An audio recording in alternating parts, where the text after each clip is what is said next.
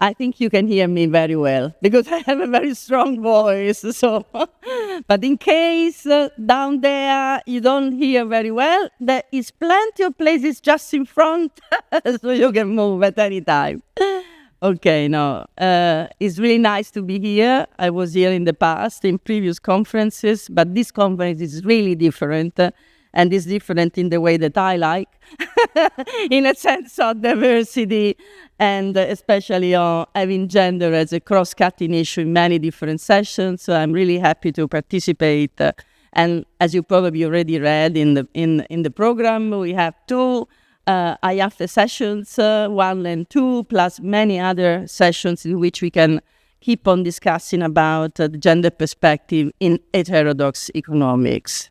So, but my role here today is to speak to the students. How many of you are students? Great, I love it. And how many of you are PhD students? Okay, great. Okay, so I'm really excited about... Excuse me? How many of you? How many of you are not students? Quite few, and it's good like that.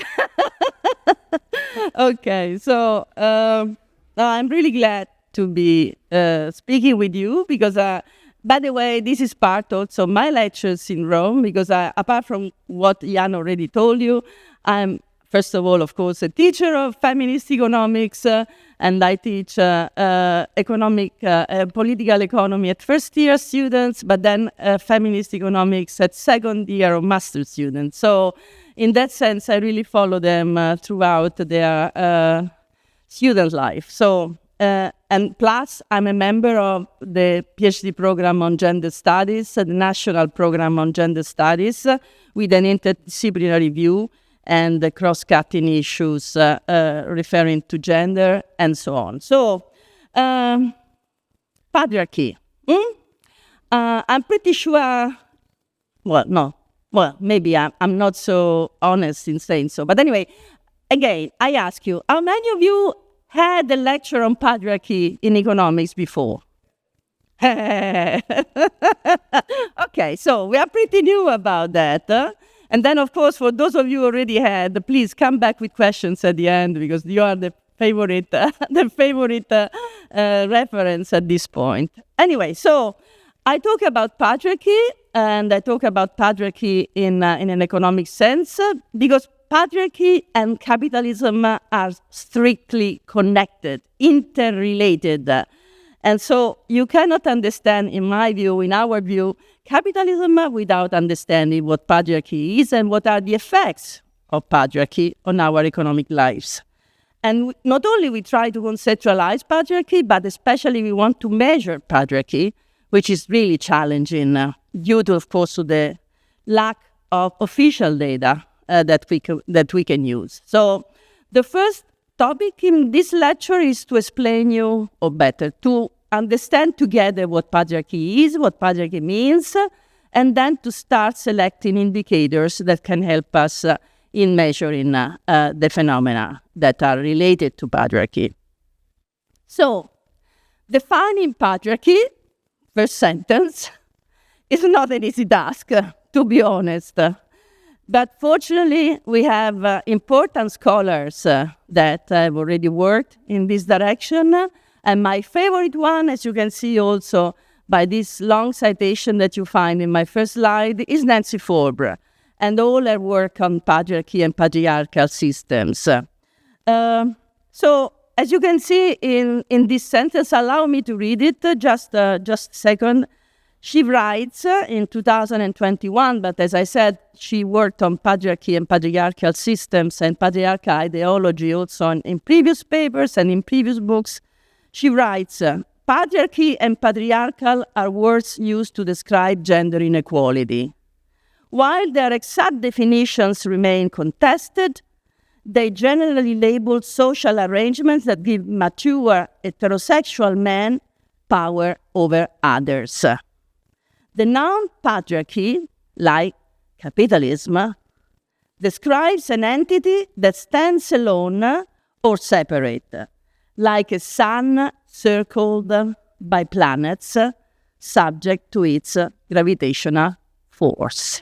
I love these last words. That's why I read them so slowly, one by one. So here we are. Today, we look at the planets that constitute the patriarchy system, the patriarchal system. One by one, of course, we could add many more because the universe is still to be discovered somehow. But as you can see, we will cover quite a large spectrum of issues and also, of course, of debates.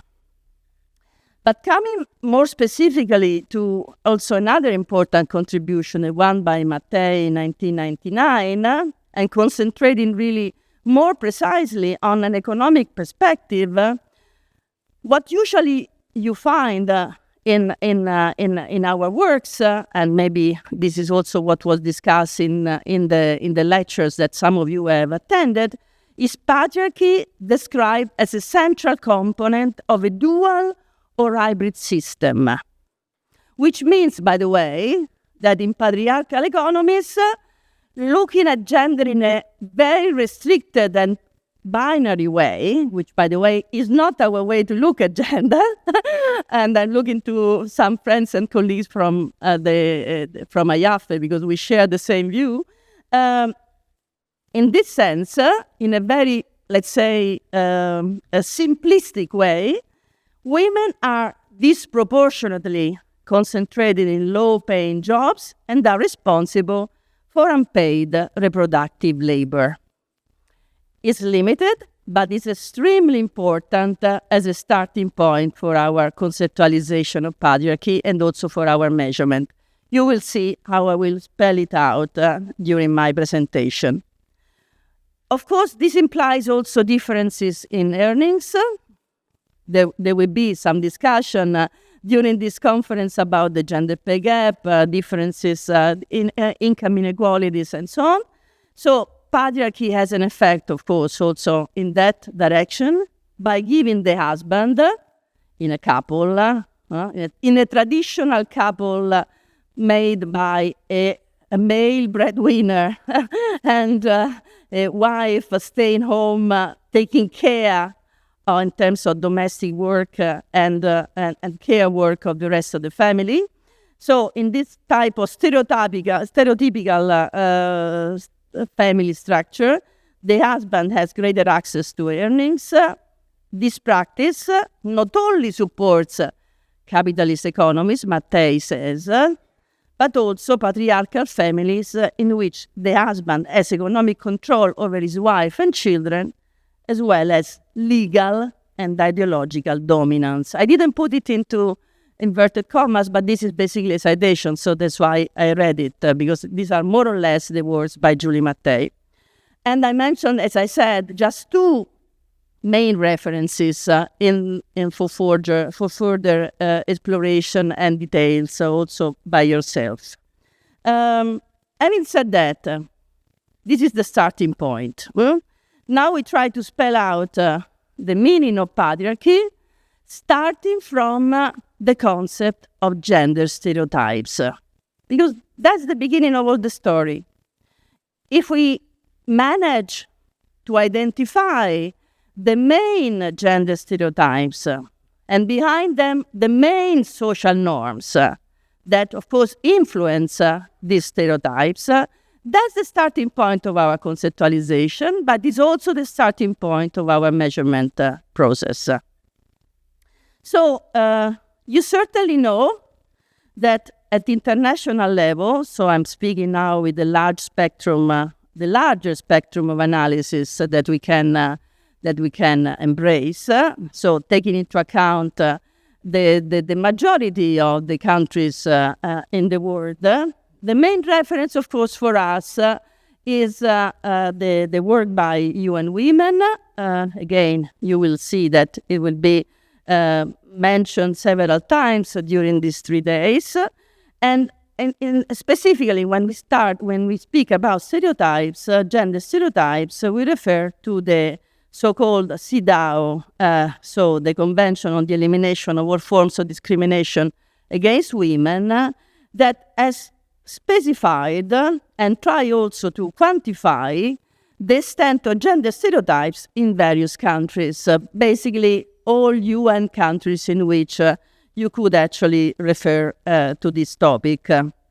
The attempt has been done with the aim of monitoring on a biannual basis how these gender stereotypes vary over time and how they are linked to women's subordinate status in society.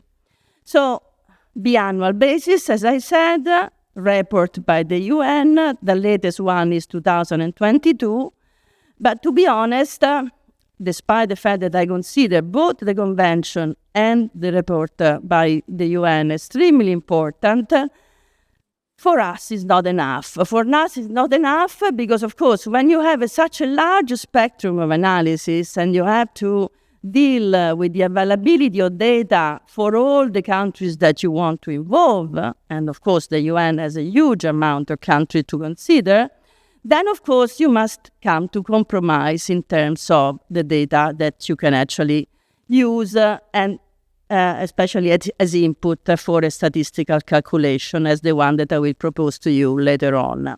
So we certainly start from the UN attempt to measure stereotypes, but we come much closer to our realities, taking into account, so I can drop this, taking into account, you in any case, you will receive the slides, so I mean, even if I skip some slides, of course, you can have a look at them later on.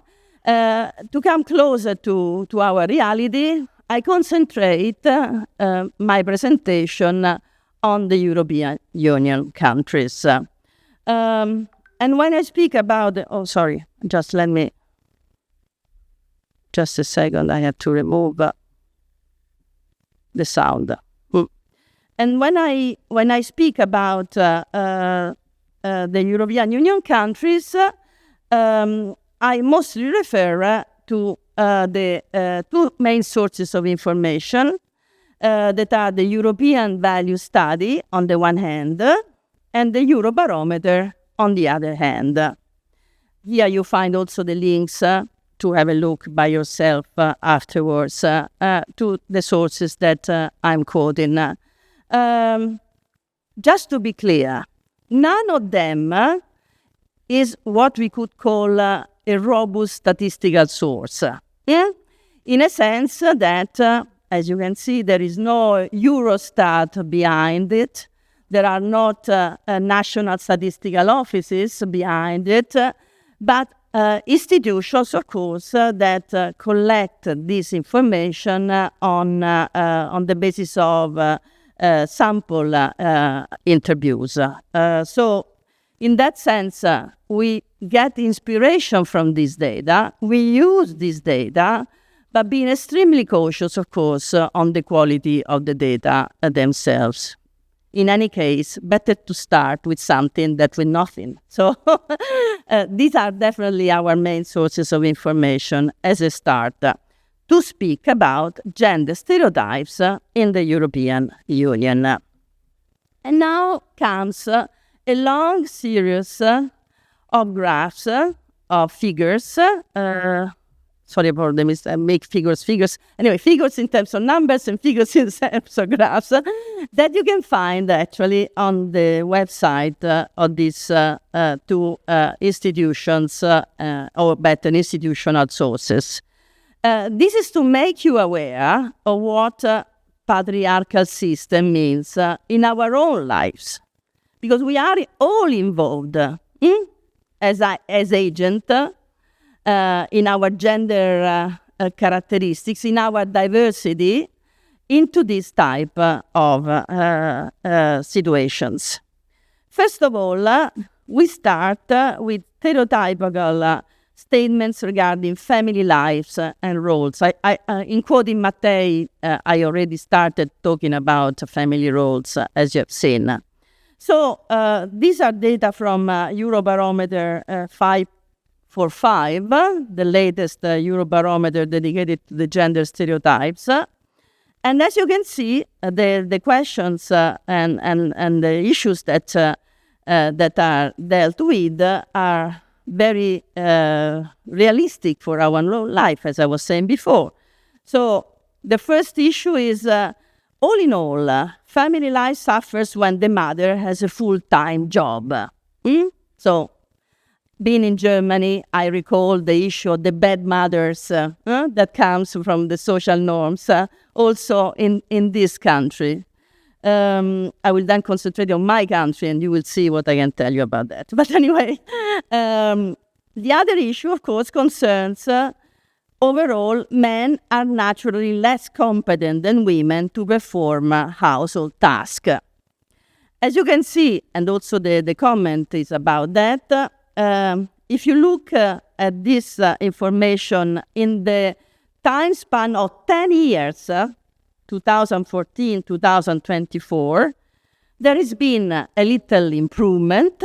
So in the sense that agree with these sentences, the 51% of the interviews, while it was 60% at the UL level, as you can read, in 2014. But with large differences, of course, among countries. This is something that we will bring with us throughout all my lectures. So as you can see, in Lithuania, the people who agree with this sentence is 73% of the interviews, while in Finland is 16% with a difference of 57 percentage points. And in 2024, this is the latest data, while in the past, the difference was between Portugal and Finland. Finland, again, as the champion in this sense, with the 52 percentage points of differences. For the second issue, so men are naturally less competent than women to perform household tasks, the percentage is little bit lower. 49% of the interviews in 2024 said that this is true. Totally agree with this sentence. Again, main difference in this sense between Hungary and Denmark, 60 percentage points. It was 50%, so basically the same, in 2014, with differences of 51 percentage points between Hungary, again Hungary, the worst, and the Netherlands, the champion in that sense. Having said that, what we can start discussing with this type of sentences in front of us? Well, of course, being a feminist economist means that I dedicated a large spectrum of my analysis throughout the years to what we call the unpaid work and the care work.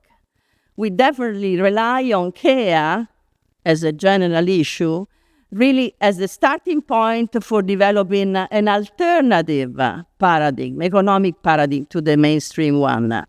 That's why we speak about the economy of care and even about a care revolution in our own papers. But when we speak about care, we don't speak just about taking care, for example, of children or elderly people. So care in terms also of a love relationship with the people that we care for or we care with. No, we don't just consider that. We consider in care also what some German authors actually have spelled out in terms of taking care of the world. This comes from a booklet by Ina Pretorius, translated also into Italian, and the ABC of the Good Life that comes out from the work of a collective, a German collective, German feminist collective. So in the concept of care, we don't have just caring for people or caring with people, but we have domestic work. And that's something that I say all the time also to my students.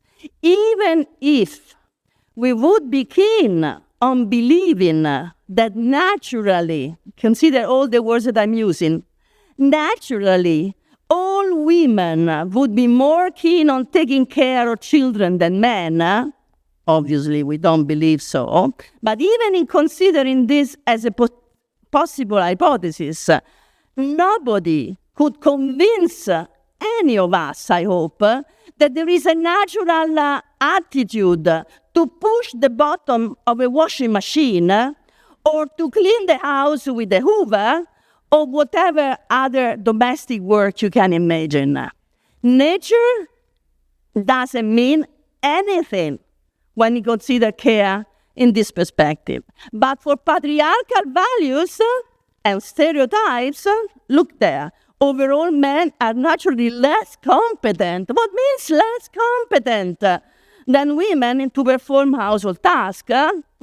Well, this is patriarchy. This is the first step in understanding what patriarchy means in our own lives.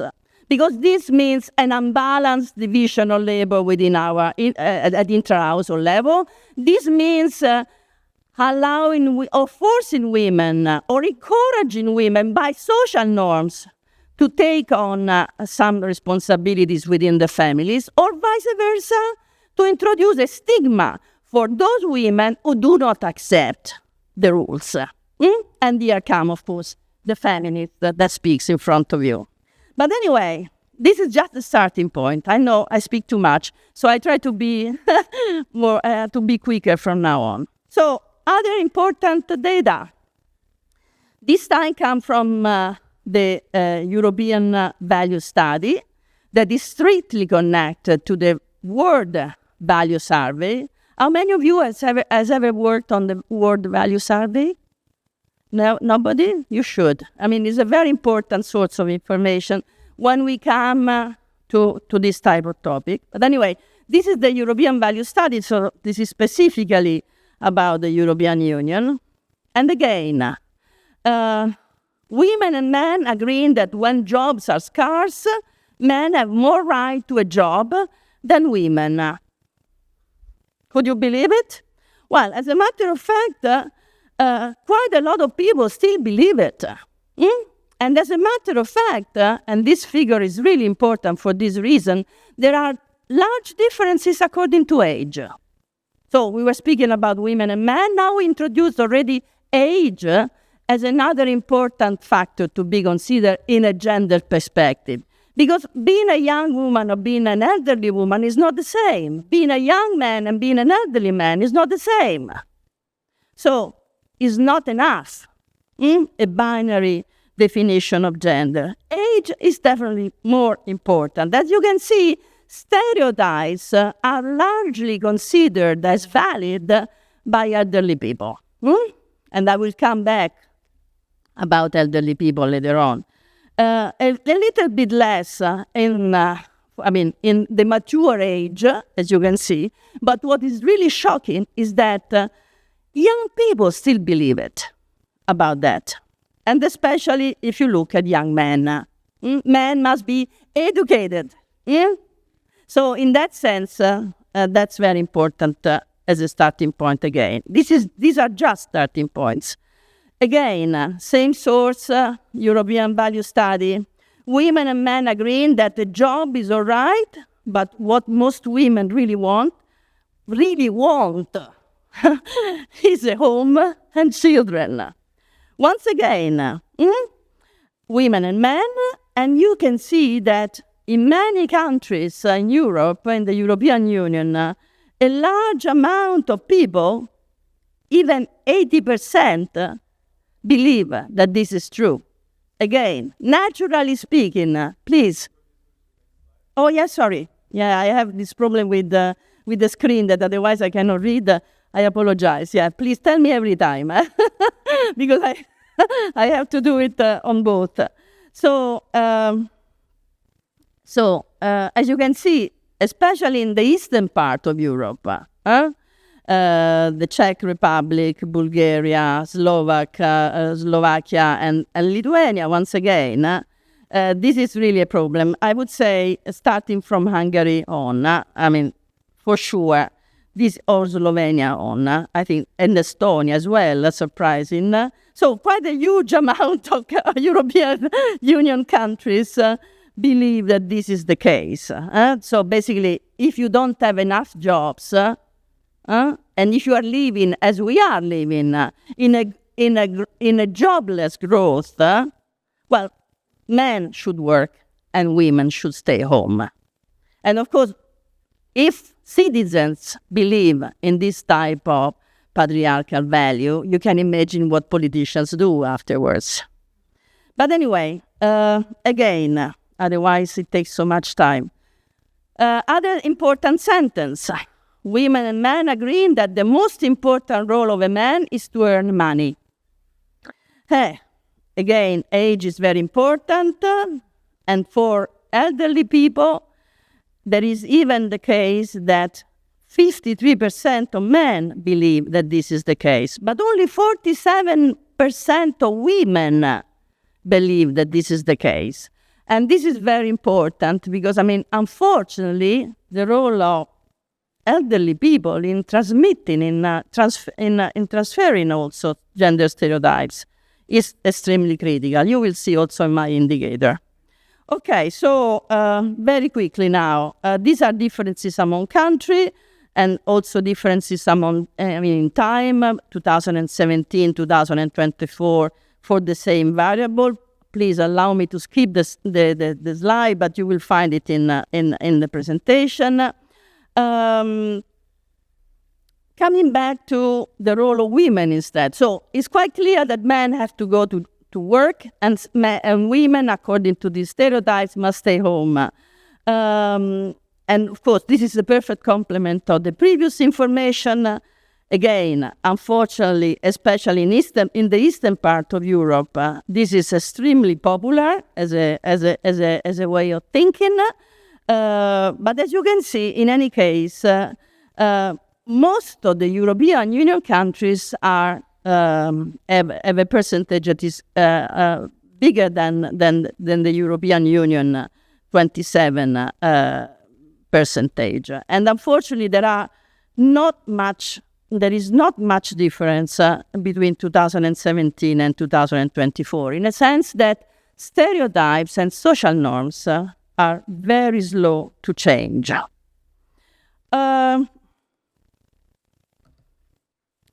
Parental leave. So if this is the situation, and by the way, this is the situation that you find in terms of theory in the Becker's household economy. This is exactly the same situation that Becker and the Chicago School has implemented since the 50s in their model. So don't be surprised, because they could even say that in terms of realism, what they have achieved in terms of theory is also recognized by the data available in terms of stereotypes. So it's up to us, of course, to criticize them, but not only, to create an alternative paradigm, of course, to criticize and develop our own view of the reality. Rigor and realism, the two are that always have to take into account in building an alternative paradigm. This is the main issue here. But anyway, so how to correct such a system? Well, there are different policies, of course, that could be implemented and somehow are already suggested in European directives, the work-life balance directive, for example, or another important part of the acquis communautaire, so the set of laws that we have and directories that we have at the European Union level. One of them is certainly the introduction of a parental leave. So when you ask about men taking a parental leave and what means this in terms of redistribution of work within the family, or also in terms of redistribution of power within the family, the stereotype comes again. So when you ask about men taking parental leave show a lack of ambition for their career, again, unfortunately, there are quite a lot of EU member states that believe that this is the case. And this is a matter of fact, because, many women, too many, I would say, around Europe, do not take the chance of having a parental leave after the birth of their children and especially after the birth, even after the birth of their first child, is because eventually, and this is also coming out from studies in other disciplines, this is also the case, not only because they lose, of course, money for the household, but because unfortunately parental leaves are paid, but are paid in percentage of the full salary, except in Spain. Spain is the first country in Europe to have introduced a compulsory parental leave, paternal leave, in this case, with the full salary, 100% for 3 months. But this is the exception. For the rest of the European Union, for example, in my country, just 10 days. So in that sense, to take a paternal leave means to lose dignity. There are even cases in which they say, I lose dignity because then I'm stigmatized as somebody that doesn't care about his job. So this is the issue that we have in front of us. So there are possibilities in terms of policies to correct this situation, to fight against the stereotypes, but unfortunately, except few countries, especially in the Nordic countries, as you can see on the left, you always find Sweden, Denmark, and Finland, but also sometimes the Netherlands. I mean, for the rest, and especially in the East, the situation is what we have in front of us. These are data concerning 2024. This is not prehistoric times. It's today, in 2024. After the pandemic, I add, which is incredible. But anyway, okay, so leaders. This is another important issue because gender inequalities come in different forms, are measured in different forms, and certainly a very important domain is power. Very few women in power. The few that are in power is better that wouldn't be in power, to be honest. I can't speak about my own country. But anyway, when you ask people, do you agree that men make better leaders than women? Yes, thank you. Here we are. As you can see, again, especially men do agree, but if you look at age, together with sex, in terms of the aggregation, quite a lot, in any case, of women also believe so, and especially in elderly age. So,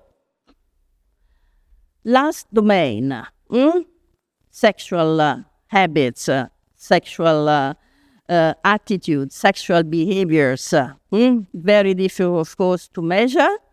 But anyway, this is the last figure actually from Eurobarometer, and this comes from another Eurobarometer, a flash Eurobarometer concerning gender stereotypes about violence against women.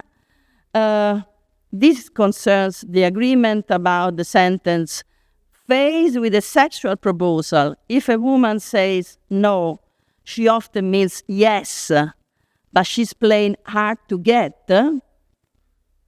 Well, look at Bulgaria, look at Slovakia, look at Lithuania, look all over the countries, the differences between men and women. To this, I just answer with one very simple statement. No is no. And that's all. That's enough for us. Okay, so having said that, I invite you to go back to the sources to have a look at all the stereotypes through time and so on. Let's come closer to the topic. So how to measure patriarchy. So here I will be very quick because it's just a main reference to a paper that I like very much by Cashel and others, 2024. It's an open access paper, so you can have a look directly to it. Because the main message here is, I've been speaking about countries up to now. The larger spectrum of analysis, the UN, then I came close to the European Union. Somehow I show you the difference in perspectives between the northern part of Europe and also the eastern part of Europe. And of course, I could be more detailed, but as I said, I invite you to look at those at those graphs directly going back to the sources, because these are open data, so you can have access to them without any problem. But in this sense, countries are not enough. This is the message now. Countries are not enough because there are important contributions by colleagues, as you can see, that show with very robust analysis that when we come to operationalize the concept of gender attitudes, their regional variations matter, and matter a lot. They worked, as you can see from my slide, on the European Value Survey. Once again, they did it on data concerning 2008 and 2017. So the work is extremely important in this direction. I don't have the time, of course, to go into details, but the main issue here is that nationally aggregated data that are usually taken into account also for policy purposes, and also to establish practices, as for example the paternal leave that I mentioned before, but I could mention many others, are not able to describe in detail the differences that we can observe instead when we come to a geographical, more detailed spectrum of analysis within the same countries, within the same country, and taking into account the regions. So this is very important for me, for us, as a group, as a research group, because as you will see in a minute, I will show you the Patriarchal Index that we developed for Italy, the first attempt ever to calculate a Patriarchy Index for my country, but we did it in regional terms. Because speaking about Italy, as you will see, is not the same than speaking about the regional sections of Italy, the Northeast, the Northwest, the Center, and the South. And basically, this paper, that is a methodological paper, a statistical paper, comes to the same conclusions, especially taking into account gender attitudes in Italy, and taking into account the traditional perception of women in the different part of our country. As you can see from the last two lines of this slide, no, you cannot see it because I didn't move it, the gender stereotypes are much stronger in the south of Italy than in the center and in the north.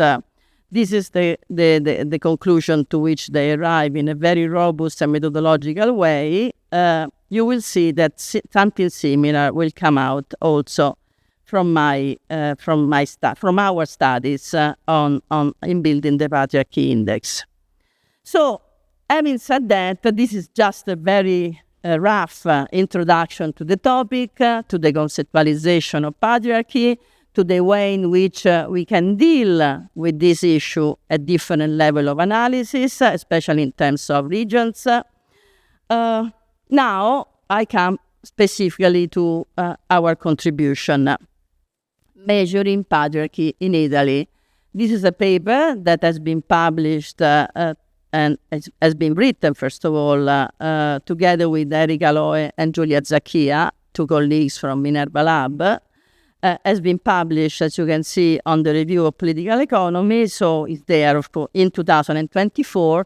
It's quite a recent paper, but, of course, we are very happy to discuss about it in any occasion you feel that you want to do. Obviously, this is not the main topic today, but even if I want to show you how we reach the point of measuring patriarchy under the same spectrum of analysis that I mentioned also in terms of stereotypes. So, stereotypes in Italy. Well, of course, we need a different source, a more detailed source of information. And in that sense, I mentioned two sources. One is Ipsos. Ipsos is a private company that is by profession creates data, produce data as an output. Is a private company, by the way, so it's not an institutional. Yes. Oh my goodness, yeah. This is the paper, by the way, and this is the light. It's terrible, really. It's really terrible. Anyway, yeah, I feel really alienated, as Marx would say. But anyway, so yeah, we are. We already recommended to the organizer to have a PC in front of the speaker instead of having it downstairs. But anyway, this is my PC, by the way. It's not provided by the organizers. Anyway, so here we are. This is the source, Ipsos. You cannot see the source, but it's written down there. I can see only the timing in that screen. And this is an analysis done in 2018. So obviously you don't have this type of information every year, and you don't have this type of information regularly, by the way. So we find, of course, the information that is available. But if you scroll on the left, the main stereotypes that have been taken into account are extremely similar to the one that I also mentioned before. So women should not work full-time if they have small children. Even if they work, women should have the main responsibility for caring for their families. Women generally make use of their physical appearance to succeed. This was not actually mentioned before, but comes now in this on our paper. Being attractive is more important for women than for men. Motherhood is the only experience that allows a woman to fulfill herself completely. All women dream of getting married, and the economic management of the family is the man's responsibility. So there are similarities to what I was showing before, but of course some specific aspects referring to, would say, a southern patriarchal system, especially concerning, as you can see, the appearance of women and men. By the way, our president, our prime minister, have been just called bellissima, very beautiful, by Trump, and she didn't react. So it seems that the stereotype applies also to our prime minister. I mean, apparently she likes being considered a beautiful woman more than a competent woman. But anyway, so this is the situation. In yellow, you can see the highest percentage that are, of course, much more concentrated on the left side, so very much agree than on the right side, with the only exception, with some surprise, concerning motherhood. When we ask, motherhood is the only experience that allows a woman to fulfill herself completely, there is a huge variation, as you can see, in terms of answers. And by the way, 28% of the interviewees strongly disagree. This is something that you should consider also taking into account the demographic challenges our country. Singlehood studies are becoming very popular in Italy nowadays. But of course, to explain all this would take much more time. But this is just something that I wanted to show you. In any case, for all the other stereotypes, most of the answers are concentrated on the left side. So in agreeing about the validity of these stereotypes. Then, again, by Ipsos, we have taken into account the adherence to stereotypes towards women in personal and family sphere in Italy. And here I just present to you differences in terms of regions, Center and South Italy on the one hand and North of Italy on the other hand. But I also introduce once again the age groups because are extremely relevant. So among those who believe in a very strong way that the stereotypes concerning the role of women in the family, so they shouldn't work, they should stay home, do domestic work, blah, blah, blah, blah, blah, blah, blah. The highest percentage is concentrated in the center and the south of Italy, less in the north of Italy, is very much concentrated on young people, which is astonishing. Young people, 16 and 24. We could discuss a lot about this, about our school, about the fact that we lack of education, not only sex education, but education about love, about sentiments, and so on in our schools, and so on. It's a huge debate going on and going on. But I said before, men must be educated. Young people need a specific education against the stereotypes. We should start from the school, from the primary school even, if we want to correct our social norms. But by the way, and this is something strictly related also to the most recent femicides, for example. But anyway, so again, I could speak a lot about this, but for sure, just concentrate on the regional aspects. There is already a difference in this data between the northern part of Italy altogether and the center and the south Italy. Keep this in mind for what comes next. This is another source instead.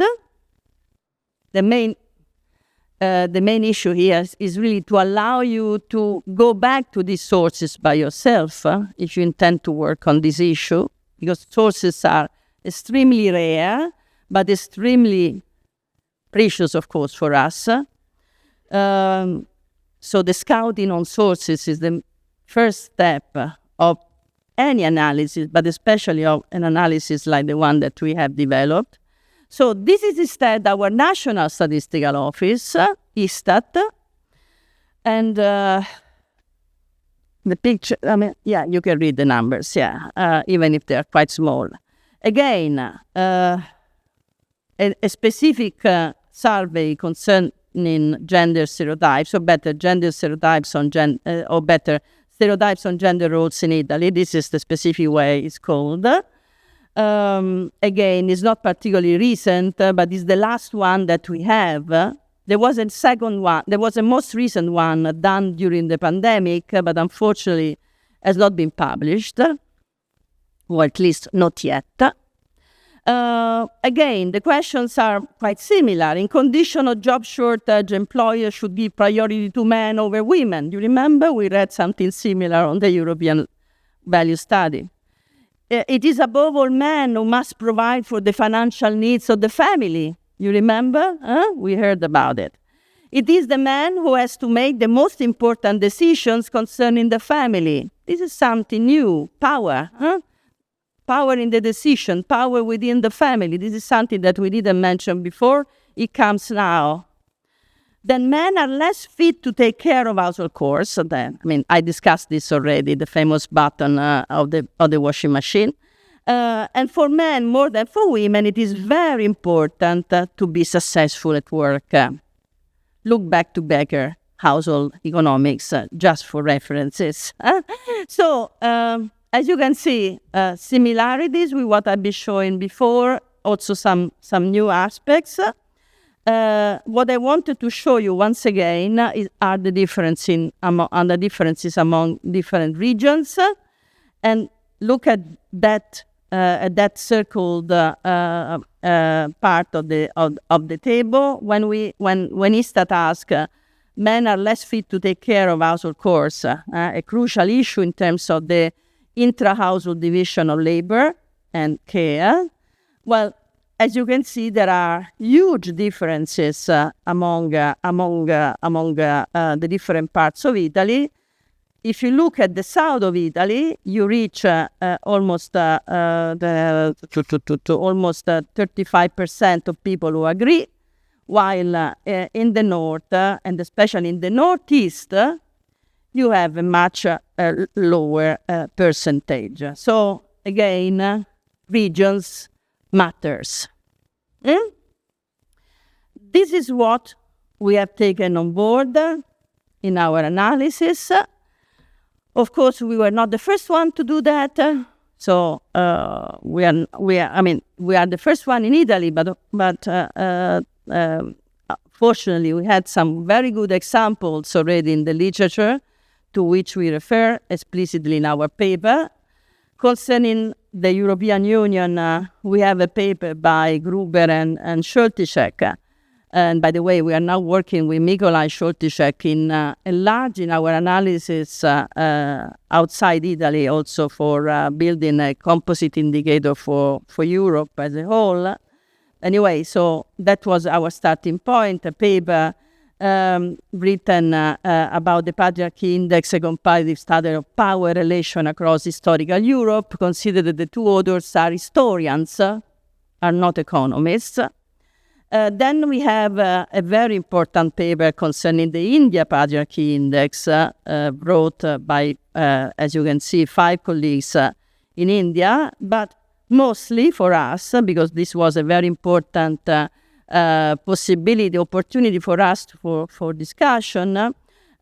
We have been participating in a debate at the Levy Institute in the US with Ajit Zacharias, Thomas Masterson, and Luisa Nassif Pires. They are all here at this conference, so take advantage to speak also with them if you are interested in their work. And for their project on measuring the strength of patriarchal household structures and patriarchal ideology, with a very important application to African countries. So that was our starting point in terms of the literature, the economic and historical literature that we could rely upon.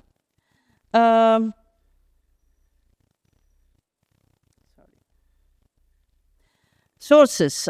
Once again, sources are extremely important.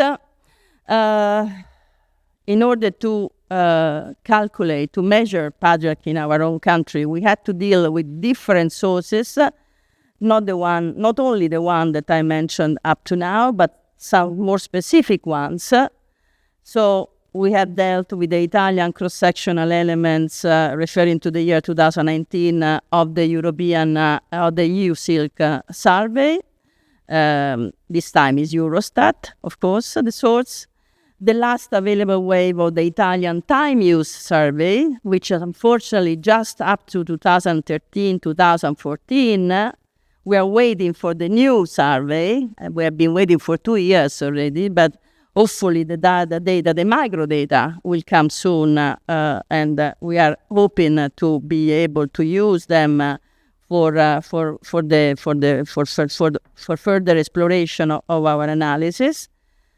Not only, we have used ISTAT, so our National Statistical Office, as a source, but not for the national account part, of course, of their economic database, but what we call the BESS.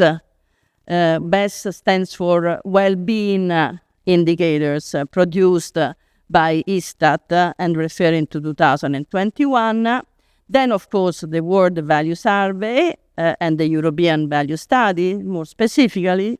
But finally, and I would say last but not least, we used as a source the Bank of Italy for the very important contribution that the Bank of Italy gives to the so-called IACOFI survey, so the financial literacy survey run at the international level by the OECD.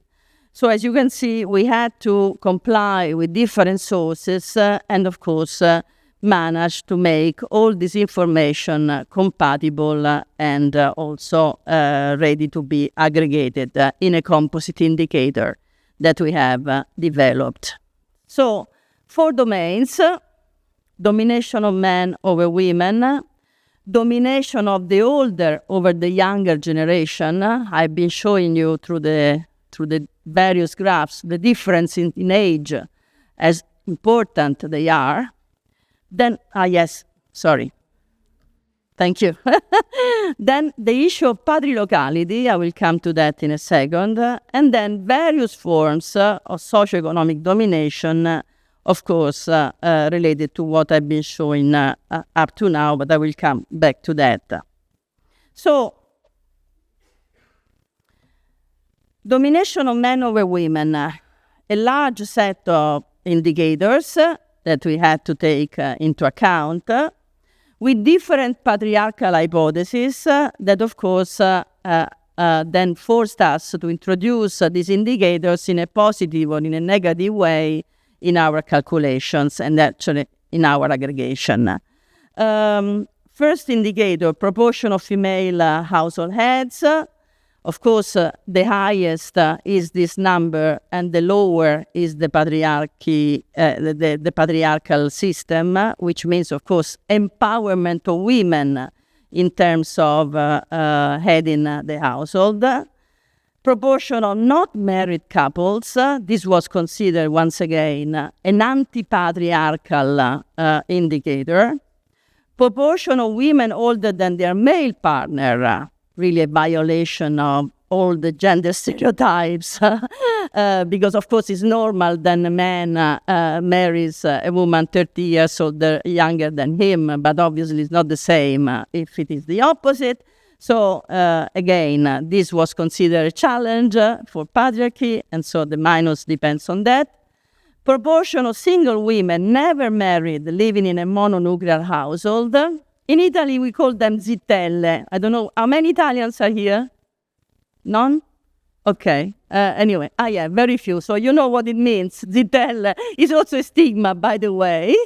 But it's a stigma because, of course, it goes against the patriarchal value. Women are deemed to get married.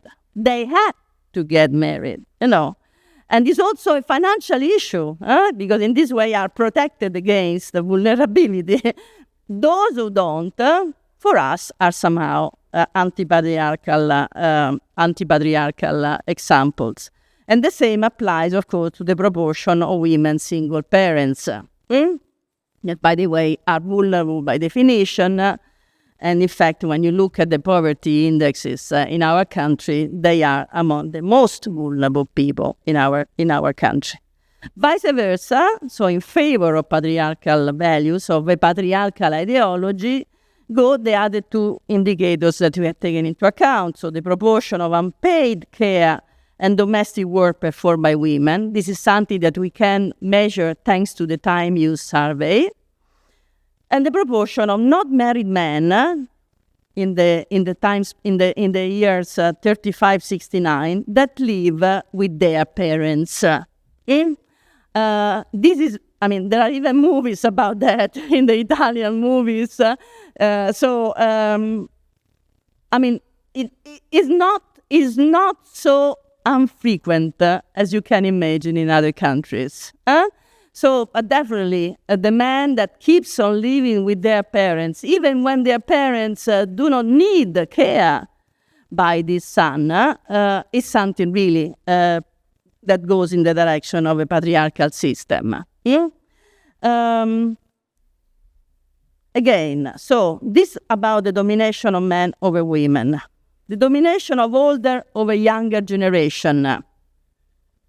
I told you before, the elderly people have a lot of responsibility in transferring social norms, in perpetuating stereotypes through time.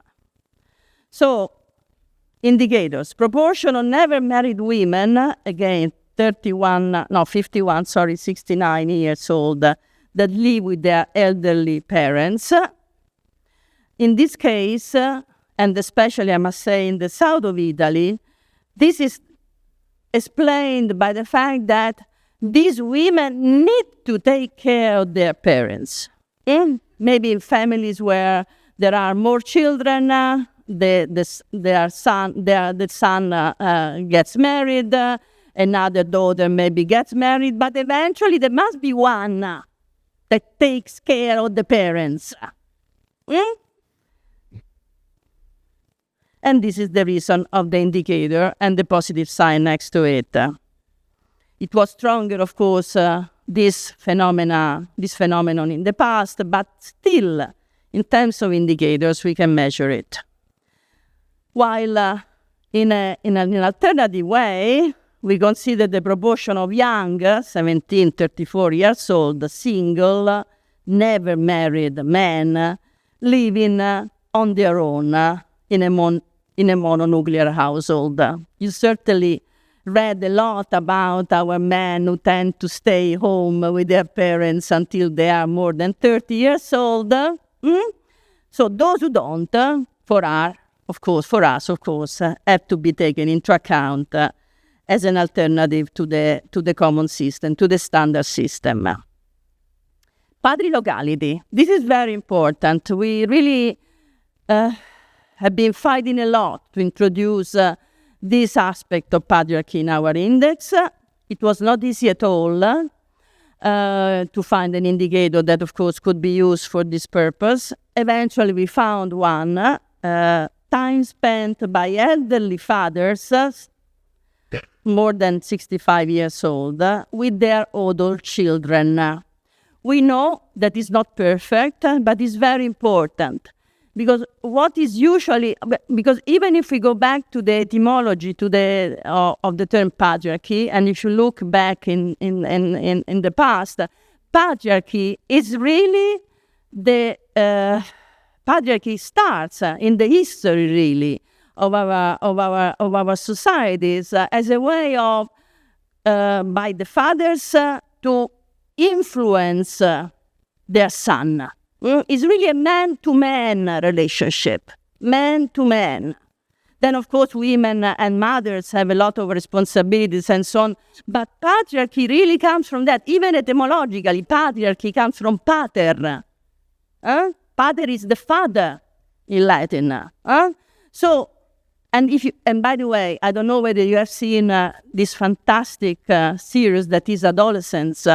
If you look at that and you see in Great Britain, not in Italy, the relationship between the father and the child, well, that's something that we are talking about with patrilocality. The responsibility of the fathers in educating their children, their son. So, in that sense, this is just a proxy, but we think it's quite relevant to introduce at least the information about that in terms of time spent by elderly fathers with their adult children. Is there? I cannot hear you, and I cannot hear you either in terms of recording. Shall we keep it for the questions? I'm almost finishing. So socioeconomic domination. This is, of course, something that strictly relates to our domains. Here come all the indicators that are mostly used also to describe the gender inequality in our countries. Proportion of women that are in the labor market. Of course, this means labor empowerment of women, and is negative, of course, the sign. Gender gap in involuntary part-time, vice versa, as a positive sign.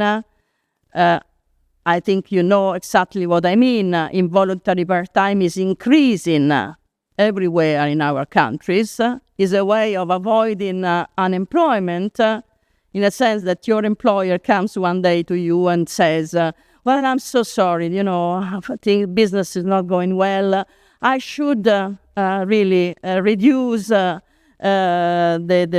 number of employers, but I care so much about you, you all, we are a family, but unfortunately I cannot pay you as I used to do.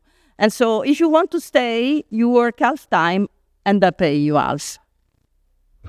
Involuntary part-time. It is a cause, of course, of vulnerability, a strong cause of vulnerability, both for men and for women, but there is a gender gap, not so important maybe compared to other indicators, but there is a gender gap, and more often women are in this situation than men.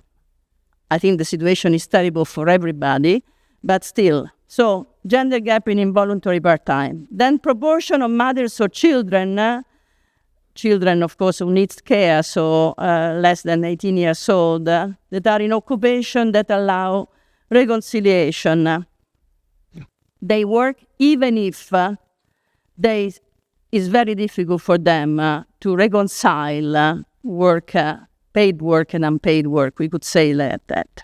And so they are, of course, against the patriarchal values that I mentioned before, and according to which only men should go to work.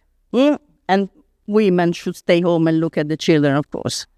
Then instead, proportion of women more educated than their male partner, proportion of women elected at local level, proportion of women that subscribe or own a bank account. This is something that we really wanted to introduce. This is something unique in a sense that all the other examples that I mentioned before didn't take into account the gender gap in financial literacy that instead we wanted to introduce, and that's something that comes really from the data set of the Bank of Italy. And then finally, the proportion of population that believe abortion is never justifiable. Reproductive rights, of course, are extremely crucial in terms of the patriarchal system. And proportion of population that believe women who do not want sexual intercourse manage to avoid it. Again, no is no, but if it's not the case, of course, we must take it into account. So as you can see, I mean, a large spectrum of indicators, a large spectrum of analysis, taking on board almost all stereotypes that I've been showing you before, and adding some more according to the hypothesis about patriarchy in our own country. Then, of course, there was a huge amount of work dedicated to make all these indicators compatible to aggregation. You find all these details, of course, in our paper that I invite you to read, of course, if you are interested in the way that we have calculated all different indicators and introduced them. In very simple words, what we have done is to build a set of patriarchy points at regional level, rounding, as you can see in this slide, the data that we had according to the different patriarchal hypotheses, positive or negative, according to the description that I've just done. We have built in this way 4 sub-indexes that then have been composed in a composite indicator that varies between 0 and 40. Of course, 40 is worse than 0. So is an indicator calculating and measuring patriarchy as I could measure inequality. So it's somehow similar to the CIGI by the OECD, for example, in terms of the spectrum. In principle, we would like to standardize and normalize the indicator in order to bring it to 0-100 or to 0-1. This was really the first attempt to do it. As I told you, we are still working on it, and we are working especially not only on Italy, but at European level. Why at European? By the way, this is the result in terms of the different regions. Sorry. I'm pretty sure that you are not surprised to see that the southern part of Italy is more patriarchal than the rest of the country. The index is 29/14 in the southern part of Italy, while it's 18 and 17 in the other areas. What is really interesting is the similarity between the center part of Italy and the western part of Italy. While, as it was also before in other data that I show you, it seems that the northern eastern part of Italy is less patriarchal than the rest of the country. But as I said, I mean, this is just the first attempt of calculating the index throughout the different regions, and certainly we can do better with further methodological analysis and also further exploration of the data, and especially with data that are more updated than the one that we could use. Conclusions, then come to the questions, of course. What we wanted to do? Well, first of all, we wanted to establish a methodology to measure patriarchy in our country, taking on board all the examples already existing in the literature, not many, and we wanted to do it at regional level, introducing an analysis of all the indicators that were related to the gender stereotypes that I mentioned during my presentation. Why we did this? Not just because we wanted to measure patriarchy itself, but we wanted to create an example. Somehow we wanted to create a prototypal composite indicators to be presented at European level. That is something that we are still preparing because in our intention, in our dreams, you can say, especially due to the leaderships at the moment in many European countries, we would like to have this indicator implemented by the European Institute of Gender Equality and made available thanks also to the ability and competency of the statisticians that work at the European Institute for Gender Equality in Vilnius, Lithuania. Remember Lithuania also as a case study for stereotypes, so they're placed in the right place, I would say. But anyway, so we would like to have an index of this type, even better than ours, as I said, to be made available by the institutions, the statistical institutions of the European Union, focusing, in our view, on the invisible part of gender inequality. What we want to do instead, from a more, if you want, ideological side, we would like to introduce a concept of patriarchy, rigorous and realist, replacing what I've written here, the elusive notion of patriarchy with a comprehensive, workable, quantitative, and comparative assessment that takes into account a wide range of agency and power dynamics. Those power dynamics that we can experience every day in our lives as European citizens. Thank you so much.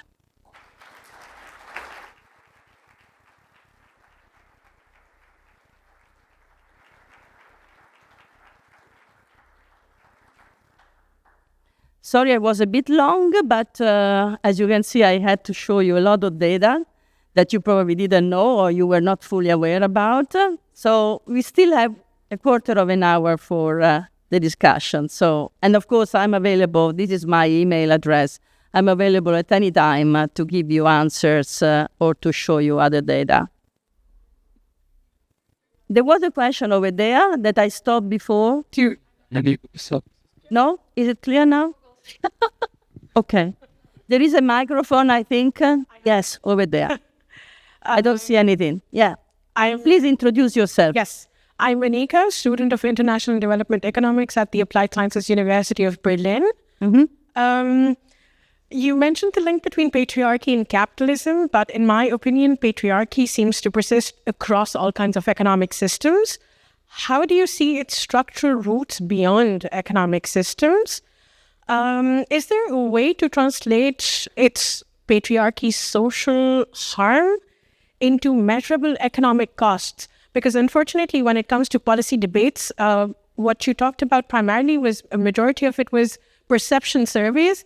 And unfortunately for policymakers, because they're all mostly men, it's not good enough and they don't understand the concept of perception. Also, you've shown me convincingly how unpaid care work and domestic responsibility reflect into the economic impact of patriarchy. But I'm also interested because patriarchy affects labor markets, access to finance and investment for women, education into the child investment, credit systems. So do you see potential for developing a broader macroeconomic indicator that captures these harmful impacts of patriarchy? Like, how do we bring these into measurable policy debate? And lastly, societies, I think, evolve and change at a much faster rate than data is collected. So even with, I see that you struggle with outdated data. And so how do you suggest eliminating this lag into policy when it's eventually implemented? Thank you. That's 4 or 5 questions. How many hours do we have? We can also talk bilaterally. I mean, yeah, I think it's better because, really too many questions for the few minutes that we have. Well, concerning the first question, I'm talking about capitalism because it's the society in which we live. Obviously, I should take a more historical perspective to go into details for other forms of economic systems that somehow are alternative to capitalism. At the moment, to be honest, in all the countries that, for example, the UN considers, I don't see alternatives. China is not an alternative to capitalism, for sure. That's a national apparently socialist form of capitalism. So I don't see, or India is not certainly an exception. So I don't see any important country in the world that would allow us to take into consideration other forms of economic systems. Vice versa, of course, in an historical perspective, but going back to feudalism and so on. But I'm not an historian, I'm a feminist economist. I'm related to the today analysis, not to the past. Unfortunately, I would like to be an historian, but I'm not. Maybe something has been done or could be done, but to be honest, it's not my field of study, so I don't want to. But certainly, for example, our colleagues from Poland have taken an historical perspective, and I invite you to read their paper because they go back into the past of the European Union and of the Eastern European countries, and that's very interesting, the way that they had done. About the socioeconomic domination, I think we have taken into account most of the macroeconomic impact of patriarchy, at least the one that are more related to the feminist economics debates, so the so-called gender gaps.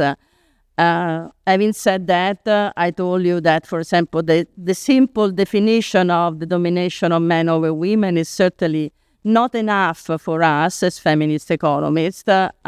We added at least the age as a different perspective in this analysis, but much more could be done. Unfortunately, stereotypes tend to be concentrated on a binary view, and finally, the data, at most, are sex disaggregated, at most, because the Beijing platform of indicators is still there, it's on paper. We celebrated 30 years this year of the platform, but unfortunately, it's not being implemented, so we have to face the constraints for our analysis. Concerning the cost of patriarchy are evident. Lack of income coming from the redistribution of family work. The fact that women tend to be concentrated still in unpaid work, and unpaid work is not calculated for the national income. This is already a cost. This is not the purpose, of course, of our analysis, but fortunately, and I want to mention that quite clearly, both international institutions, even the World Bank and the International Monetary Fund, and much closer to us, the European Institute of Gender Equality, have calculated the loss of income coming from gender inequality. Obviously, what I said up to now means that patriarchy is the cause very often of gender inequality. Or it's related to the idea of gender inequality itself as a structural characteristics of capitalism. So in that sense, the loss is evident under our eyes. But we can talk about that later, much more than I can now. Please, the microphone here. Introduce yourself first.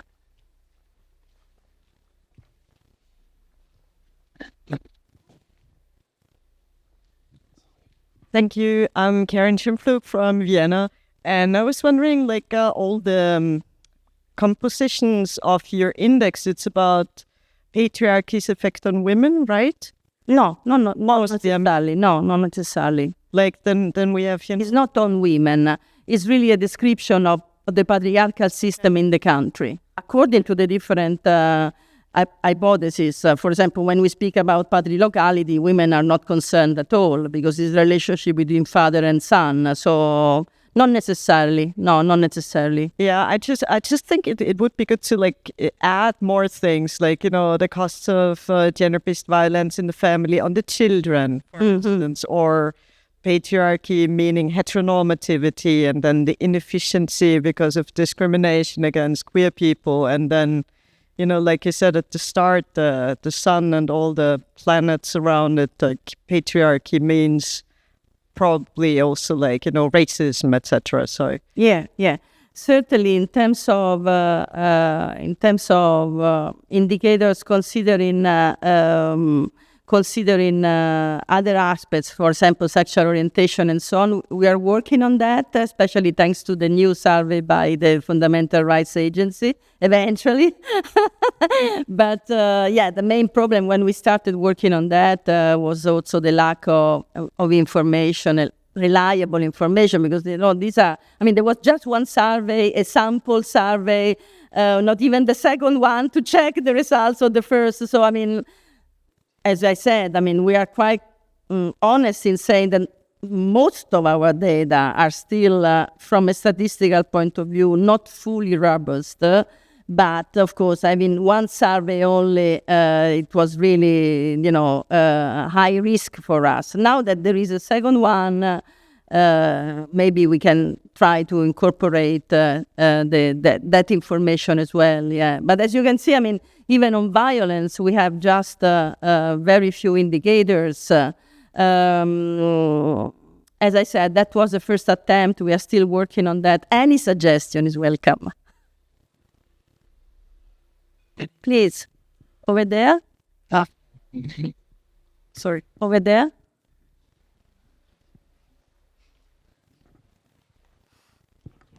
Hi, I'm Judith Weidle from Berlin here. Thank you for your presentation. It was really interesting. I was wondering, kind of like linking to the last question, if there's any plans to include more like financial indicators, like investment. Sorry, I didn't understand. Financial indicators, like income, wealth, and so on, because that was not the bank account. It's maybe a bit outdated for that. And the second question was to your beginning of the presentation. You mentioned that especially in the East, gender norms or stereotypes are like a lot, worse still compared to the other parts of Europe. How do you interpret that, knowing that those were the countries from the former Soviet Union where a lot of the women were already part of the labor force, and now still they're so kind of like backwards? Well, concerning the eastern part of Europe, I've been showing you the data stemming from the European survey, but our paper is on Italy, so obviously, it doesn't concern specifically our analysis. Vice versa, the work by our Polish colleague really deal just with Eastern Europe, so I recommend you to read that paper as one of the main sources. Now that we go back to work also with them, so with one of them, with Mikołaj Szoltyszek, on European Patriarchy Index, certainly we will have to include informations more related to the situation in Eastern Europe. But as I said, this is we're just at the beginning of this new attempt, so I cannot tell you more about that. Keep in touch, and I will let you know. And concerning income and so on, no, maybe there is a misunderstanding. We don't have quantitative information in our composite indicator. So basically, we deal with the percentage in terms of answers by people who have been interviewed on those topics. So we cannot put quantitative indicators, for example, a gender pay gap in a composite indicator of that type. So it wouldn't be possible to do that. We don't have any quantitative information in our competent indicator. But of course, there are already, fortunately, indicators measuring this type of inequalities, this type of gender gaps. So it's not necessary to do it in an index of patriarchy. I mean, this doesn't want to answer all questions. It wants to add a specific measurement that doesn't exist. Those that exist, of course, have their limits and advantages. We can certainly debate about them also during these 3 days. As you certainly know, the gender pay gap is a very weak indicator, especially the raw gender gap. But anyway, I mean, that's another discussion. Those are other papers. Unfortunately, feminist economics is full of contributions about this topic. So, I mean, I'm quite happy to rely on the work by other colleagues of mine. Please. Hello, thank you. And thank you for this presentation. It's extraordinary that a lecture on patriarchy is taking place in the middle of an economic conference. And also congratulations on the operationalization of the patriarchy in these sets of dimensions and indicators. My question arises from one particular indicator in the dimension of men dominance over women, the first one that you showed. And I bring it up because it refers to a graded discomfort about the difficulty of measuring quantitatively these structures, such as patriarchal system, that has many events that explain or that lay behind the one single indicator. And the indicator is the first one, the proportion of female households heads. It says the negative is because it has an indirect relation, right? Yeah. Okay. Yeah. So my question is that many of these women are heads of household because they are primarily responsible for caring their children. And this often has to do with fathers abandoning their caregiving responsibilities. There are two effects of patriarchy. So how is it understood in the context of like a direct relation as suggested? So I wonder this because of what I said before, that it's so difficult to measure patriarchy. So I'm interested in how you thought about it. Thank you. Well, of course, yeah, you're right. I mean, yes, we have to stop. Yeah. Okay. The last answer, and then I leave, and of course we can have a discussion afterwards during these 3 days. I mean,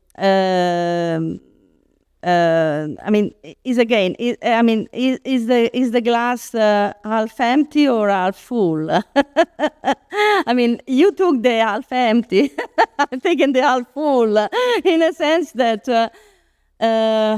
even considering the gender pay gap, I mean, after many, many years of struggling for better conditions in the labor market, is not so unlikely that in some professions, in some categories and so on, women earn more than men.